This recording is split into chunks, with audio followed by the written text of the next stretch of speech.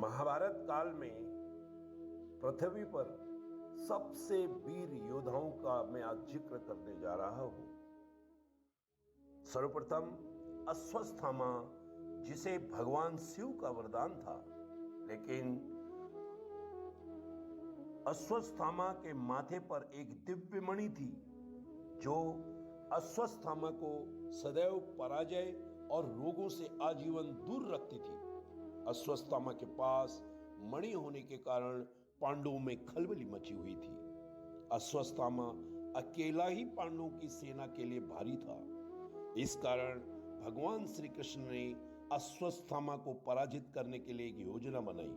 उन्होंने महाभारत की लड़ाई के वक्त अश्वत्थामा नामक हाथी को मरवाकर यह बात की अफवाह फैला दी कि अश्वत्थामा मारा गया।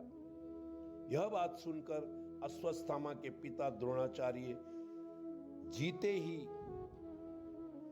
उन्होंने युद्ध के चल रहे मैदान में हथियार छोड़ दिए, जिससे अवसर पाकर द्रोणाचार्य की गर्दन कटवा दी गई। यह बात जब अश्वत्थामा को पता चली तो अश्वत्थामा अत्यंत क्रोधित हुआ और प्रतिशोध लेने के लिए उन्होंने पांडवों के पुत्रों को मरवा दिया।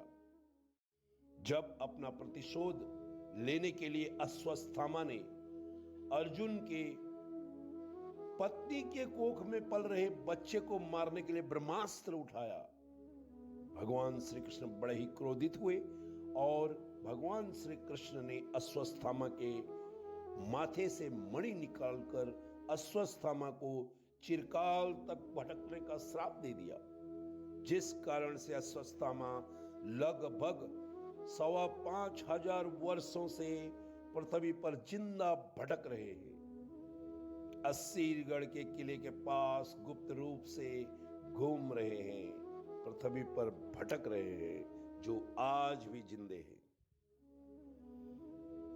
गंगा पुत्र भीष्म, देवदत्त, भीष्म पितामह, शांतनु के पुत्र, जिन्हें 10,000 हाथियों का बल था, वे एक साथ 10,000 हाथियों को परास्त कर सकते थे। इतने शक्तिशाली भीष्म पितामह दुनिया में अकेले व्यक्ति थे जिन्हें काल भी टच नहीं कर सकता था, काल भी उनके समीप नहीं आ सकता था, मृत्यु उनका कुछ नहीं उखाड़ सकती थी।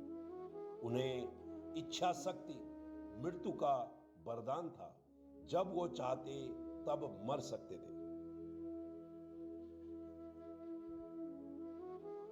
महाभारत में पांडवों के सबसे छोटे भाई सहदेव भविष्य में होने वाले सभी घटनाओं को पहले से ही जानते थे। उन्हें महाभारत में हर घटना का ज्ञान सबसे पहले ही था। वो दुनिया में होने वाला हर क्षण, हर घटना को वो पहले से ही जान जाते थे। मगर भगवान श्री कृष्ण ने उन्हें श्राप दिया था कि अगर वो किसी को भी इस बात को पहले ही बता देंगे तो उनकी तुरंत मौत हो जाएगी। इसलिए उन्होंने हमेशा संयम रखा।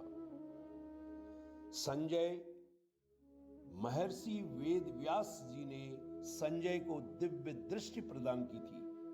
इसी दिव्य दृष्टि की सहायता से वे महल में बैठे बैठे कुरुक्षेत्र का सारा हाल राजा धृतराष्ट्र को बताते थे और अर्जुन के बाद केवल और केवल संजय ही थे जिन्होंने गीता का उपदेश सुना था।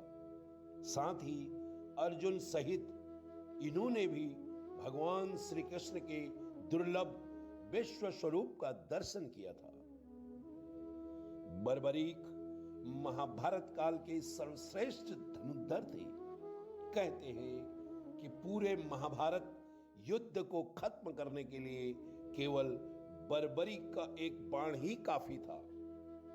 मगर महाभारत युद्ध के संतुलन के लिए भगवान श्री कृष्ण ने अपनी माया से बर्बरिक को युद्ध में भाग ही नहीं लेने दिया। युद्ध होने के पहले ही उन्होंने बर्बरिक से दान में उनका सिर मांग लिया। वेद व्यास रचित महाभारत में बर्बरिक का कोई वर्णन नहीं है, लेकिन आज भी लोगों के बीच बर्बरिक की कथा बहुत प्रचलित है। बर्बरिक बड़ा ही दानी था। भगवान ने उनका सिर दान में मांग लिया था, लेकिन बर्बरिक ने महाभारत का युद्ध अपने सिर कटने के बावजूद भी कुरुक्षेत्र के पहाड़ से लाइव देखा।